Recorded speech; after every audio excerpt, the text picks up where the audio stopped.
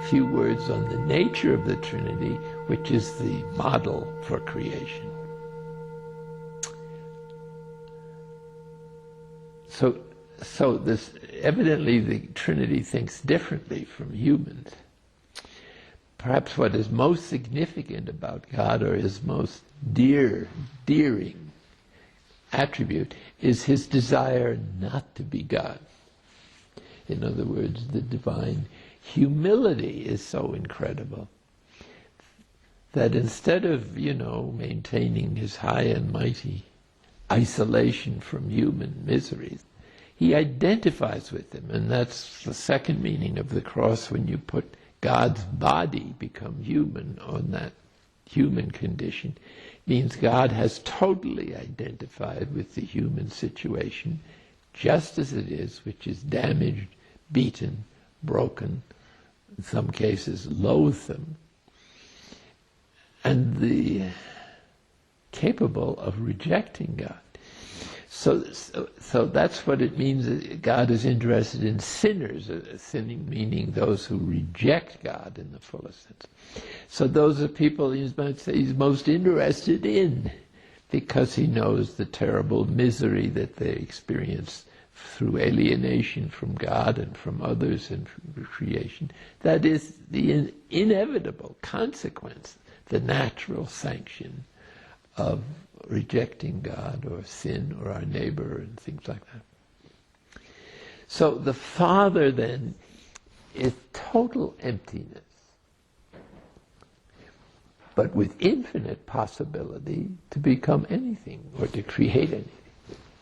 So it's this enormous energy which has the capacity to be everything and has chosen creation as something he wanted to be, is totally surrendered to the Son, which is an interior image of all that the Father is. Of course, there's no images in God, we're just using words. But the Son is the Father in a visible sense, or in a thinkable sense, or beyond thinking, because their thoughts are not enough to describe this. And so the Son, whose total receptivity might be considered even the feminine aspect of God. Genders are not much help in discussing the Trinity.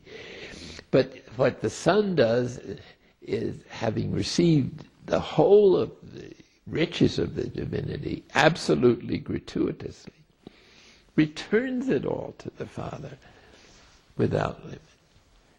And so the Father lives in the Son, because the Son manifests all that he is in actuality. So the Spirit is the love that arises spontaneously from the total gift of each of the two infinite relationships or persons. So this is what is so awesome.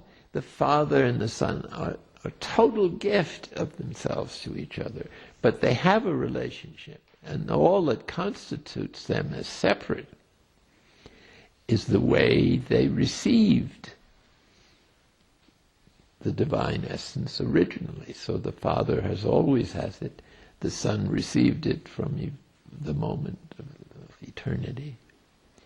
And the Spirit is the exuberance, or the celebration, or the most sweet kiss, I guess we'd say, is the spiritual marriage, and you might say, or the unity of the Father and the Son, when they realize that they have given themselves completely away. So the Spirit is gifted in his very essence. He's nothing else, and so he has to be given to us, because he can't give himself, because he has no self to give. He just is sheer love, okay? So the Spirit then is sent to us by the Son, and consequences of his transforming the sacrifice that goes on eternally in the Trinity into human life, where sacrifice becomes the most intense suffering. in heaven, that is to say, in the Trinity, sacrifice is delightful. Giving oneself away completely is what beatitude is. And the freedom to do that is, God is infinite, and that's the freedom he proposes to share with us, to be completely free of any self-consideration and just to be what? God. So to become nothing is to become everything when it has completed its course. And everything, not just in the sense of creatures, but everything in the sense of that which is beyond anything, and which is the infinite becoming of the three persons of the Trinity. So there's no inaction in Yah, except that rest is the same as action in God.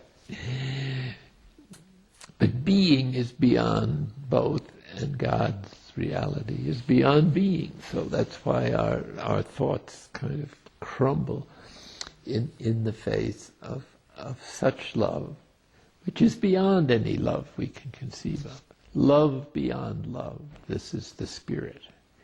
And it suggests the kind of heroic sacrifice of ourselves that is sometimes required for the fullness of life, and which glorifies God in a way that would not be possible without that sacrifice. So our journey is manifesting God's goodness.